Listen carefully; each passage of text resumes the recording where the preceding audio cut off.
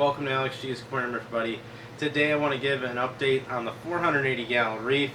Talk about everything that's going on, good, bad, the corals, the fish, everything in this tank. It's going to be a bit of a longer video, but it should be a lot of fun. So stick around.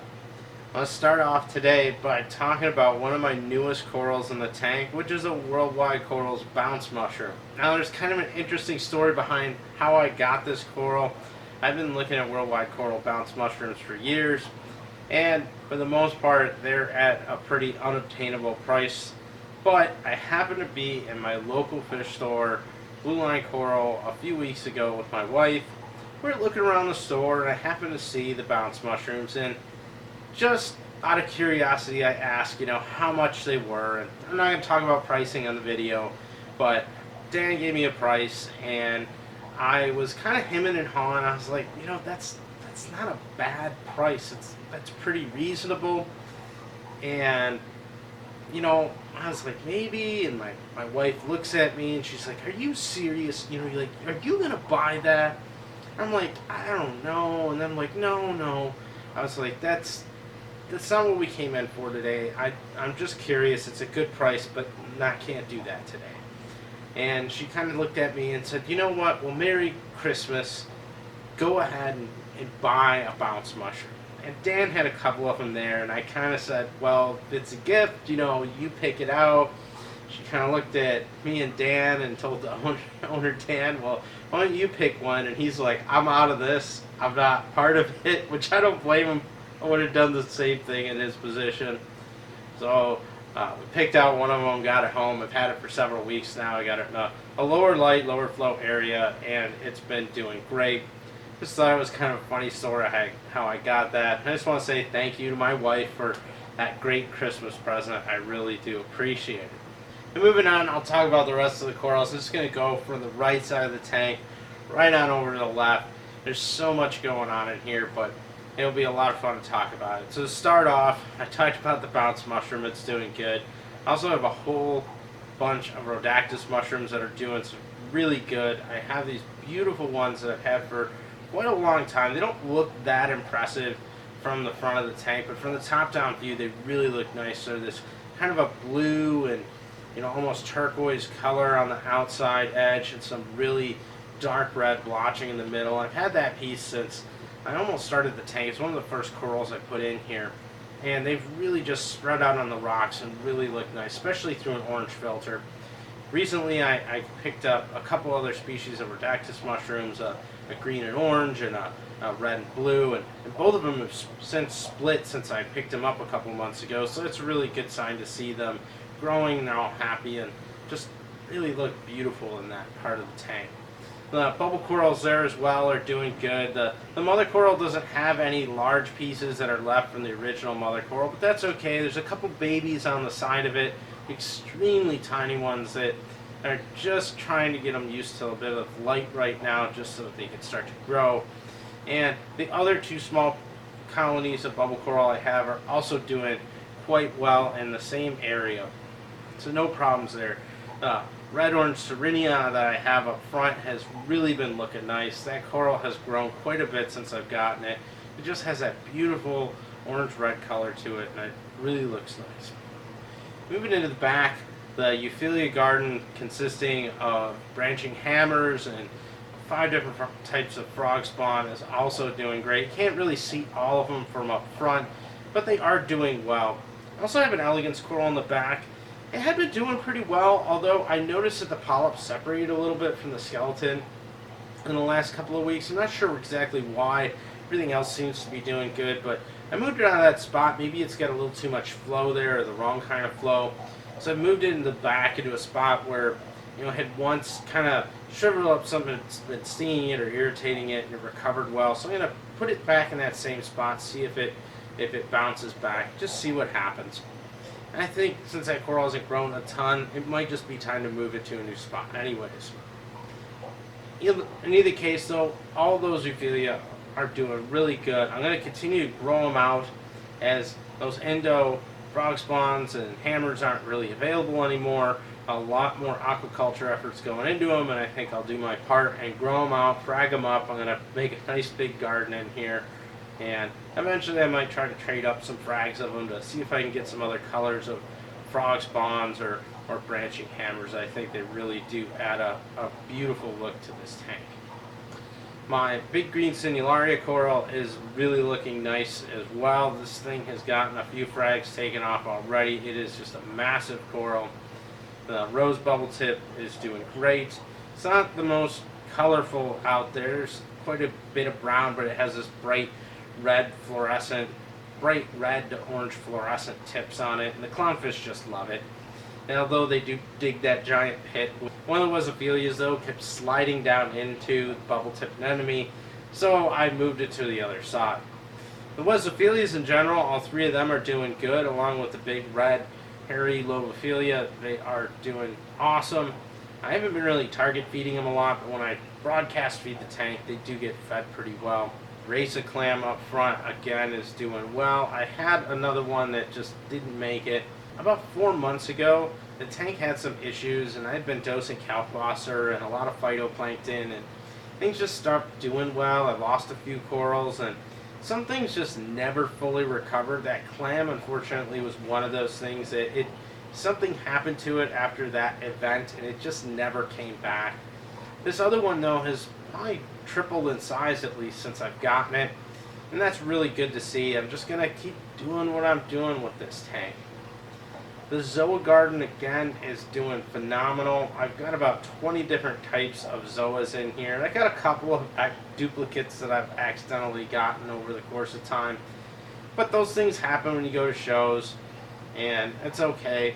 In either case, a lot of them are growing out. I've moved a lot of the small little plugs to another tank I have in the house. My wife has a small little 25-gallon lagoon, which maybe I'll make a video about one day if she gives me permission, just to show off a little Zoa garden that she started. It's been up a few months, and as Zoas have been growing out in here, I've been going ahead and moving them into her tank, just so that we have the colony split into a couple different tanks. One coral I'm really proud of in this tank, and it's one of my favorite soft corals, of course, is my Stereonepthia. This is a little bit of an oddball coral. It looks like a carnation coral, except it's photosynthetic. It has hollow branches. You can see the scarolites on it. It's not fluorescent in any of its color, but it does have yellow and pink in its polyps. It's a very beautiful piece. I've managed to frag it off a few times. I got a little frag of it at my local fish store, Reef Plus, and I've just been growing out this colony ever since. It just looks great. I'm going to continue to try and grow it out and see if I can't get a couple more varieties of this same type of coral, as I really do enjoy keeping these Stereonepthias. Green toadstool leather's doing good. The Calastria colonies in the back are also doing good. Moving on to the shelf up front, there's not a ton of activity going on here. I have worldwide corals, rainbow monopora that's been encrusting on the rock. There's a little piece of Duncan not too far away from it, which was part of a larger colony that, again, a few months ago had a bit of a setback. And one day I noticed the colony was starting to brown jelly, and I trimmed this frag off. I dipped it and washed it off and glued it into a new spot. The original colony I had died away. This piece has been doing good though, so I can't really complain there. Meteor shower Cyphastria, that's also looking good. I've gotten a couple other varieties of Cyphastria I'm going to be getting soon. The Leptoceras that I have as well in this part of the tank, I've got a few different varieties of them, are starting to encrust over the rocks and really are giving that bright pop of color. I got an orange, a green, and kind of a bluish one as well. So just a really cool mix of colors going on in that part of the tank. Look at the rest of the shelf. I got one Gonopora left over there. It just isn't doing that good. I had a few different Gonoporas that were looking really nice for a while, but again, a few months ago, whenever that event happened, they just really haven't come back. I had a couple that just didn't make it, and this one's still been holding on. We'll see if it recovers in the next few months, but just have to see what happens. I also have a bubblegum digi, which is recovering well. This one had taken quite a beating, along with a chili pepper monopora. Again, all my monoporas really went downhill And in the last 4 months, they've been recovering and growing pretty well, considering that most of them look like they were about to just die. Stellatata is doing good.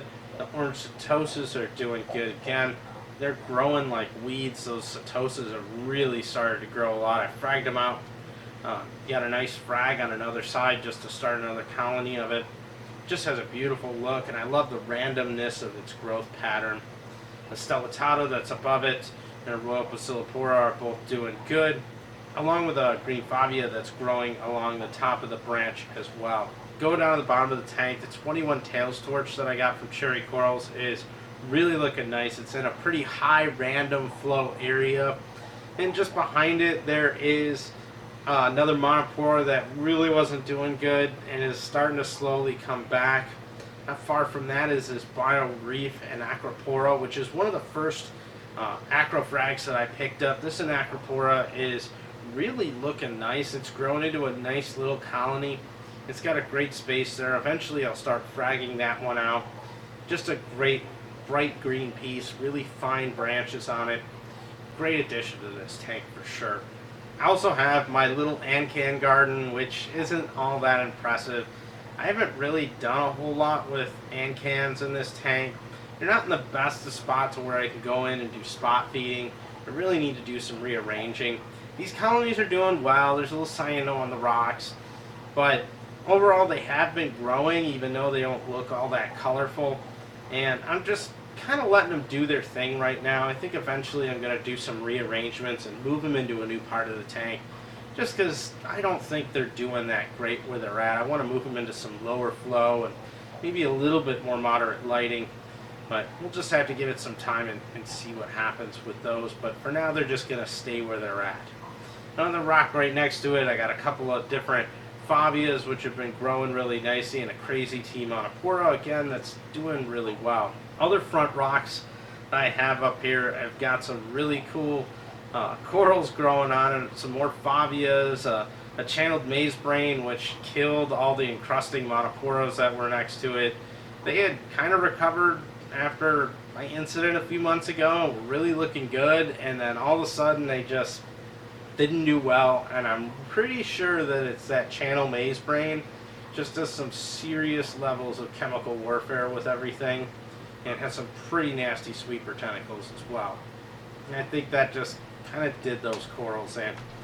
Looking at all the Acroporas in general, they are doing pretty well, and I'm happy to say that a lot of them have been starting to really take off and grow lately. Now, 4 months ago when I started having issues, I was dosing Kalkwasser and playing around with dosing phytoplankton, but I started having issues with some of the acros, the Monoporas. I thought it was my additional dosing of the Kalkwasser, and in addition to that, also the phytoplankton. I suspended both of them, did some additional water testing, found my strontium and potassium were low, and I've been doing some low dosing of that since then. And since I've done that dosing and kind of stopped the other stuff, I've noticed the acros have all started to take off and grow a lot more. Not all of them, but many of them have. And I really look at that as a good sign. So I've just been keeping up that same level of dosing now for the last couple of months. I've seen quite a bit of growth in some of these acros and really been impressed with it. A couple of the other corals have been doing nice on there as well. This one Spicy Lemon Favia has really taken off, and I gotta say it's one of my favorite Favias just because it has this deep red color to it, but then it has greens and blues and yellows and oranges throughout it. It just really looks nice where it's at, so it's a really interesting piece and I'm really enjoying keeping. I've actually really started getting into the Favias. I have a whole bunch of different varieties of them now. I've also picked up a couple of Gorgonians recently, and one of them's not really opened up yet. Sometimes they are that way. They kind of come in and they don't open. Sometimes they waste away. This one has been opening a little bit, but sometimes not. One of them's been opening up a bit, not all the way. The other one, though, has been opening up really nicely. Also picked up a couple different varieties of sponges to add to the tank. One was photosynthetic. Unfortunately, it didn't make it through shipping, but I'm going to see if it just starts popping up anywhere in the tank, because you just never know with these things. But I do have two acro colonies that have really grown out nice. The purple bonsai has really taken off, and it's been kind of fragged out a few times, and I've glued the frags on. It's just growing, encrusting, and growing really nice.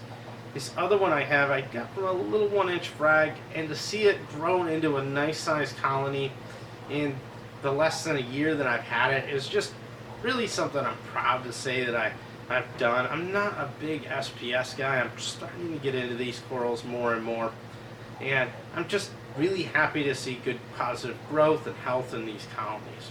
That's the end of the overview of the corals. I know it was a lot. Let's talk fish for a few minutes. Fish are doing really well. The 4 tanks have been getting along great. They still have their little moments of aggression, but that happens with all tanks. I'm feeding lots of nori. I'm also still feeding live white worms, and then a wide variety of LRS and rods foods. And everybody's doing good. The Royal Brahmas are still doing good. I still see some nesting behavior with a couple of them. The damsels, again, are doing good. And the wrasses all seem to be getting along as well. I haven't added much in the way of new fish into this system, but 2 of the recent additions I've added are mandarins. Now, I've been looking to get a pair of spotted mandarins for quite some time. I had a pair of them back over a decade ago in one of my favorite tanks, my clam tank, and I just always enjoyed seeing the mandarins. They were a pair of spotteds. They were always hanging out together, and they just are a beautiful fish to see. And I managed to get a male and a female from Reef Plus, and they didn't exactly get along at first, but this is such a big tank. They had enough territory to where they didn't always like each other at first, but after about 2 weeks, I suddenly noticed they're hanging out a lot more, and they've been not showing any form of aggression, so it's really nice to see. One of the other fish that I've really enjoyed is my long-nosed hawk. I got this guy pretty small, he's grown up big, and just a beautiful fish to photograph and take video of, just because they love to perch in some really cool spots. This hawkfish is just, it's one of my tank favorites in here right now. I really do enjoy having this fish. It doesn't really bother anything. The cleaner shrimp are doing well, and at night I still have been monitoring bioluminescent activity in here. Some of it's pretty intense at times, and sometimes it's extremely faint. It's something I'm still taking the time to look at. Overall water quality in the tank and the system itself. Now the alkalinity I'm still holding at about 8.0 TKH with the calcium reactor. Calcium's still running high around 500. The magnesium has still been running right around 1350 to 1400, which is not in a bad spot as far as I'm concerned. Potassium and strontium, I haven't done those tests in a couple of weeks, but they were both testing a little bit low, so that's why I've been doing that dosing, because I'm not just going to blindly add things. And the phosphate has been right around 0.04, nitrate's about 10 parts per million, and I really can't complain about any of those water parameters. Everything's doing good, and it's been fairly stable. The heating system has started to kick in on the tank again now that we've gotten into winter, and it's doing a phenomenal job just the way that it should be without a problem. Heating cycles take a couple of hours as it's a little bit of a slower heating, which is just the way I like it with this system. So my temp is usually about 76.8 to 78 degrees. It holds right into that range pretty much all the time. And pH in the system, since I've been dosing the strontium and the potassium, I have noticed that my pH has risen a bit. I now have been holding a 8.1 pretty steady, and only going down to about 8.0 at night, as opposed to the 7.8 that I was getting last year, and getting a high of about 7.9 to 8.0 at the most. So it's nice to see that. I might consider increasing my outside air draw as well, just to see if I can bump that pH up a little bit more.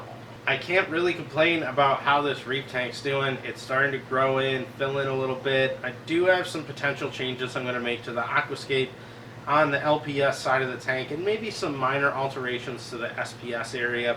Nothing major, just to do a little rework to be able to fit in a few more pieces. And probably going to be experimenting with the idea of increasing my flow, especially in the SPS section of the tank. But that will be in the next few months. For now, I'm just going to let everything be nice and stable and kind of just let it go and grow. That's the update on the 480 gallon reef tank. I did want to mention a couple of shows that I have gone to. First one was the Tank It Easy Aquarium Extravaganza in October. I was working the booth with Brett and Todd from Cherry Corals.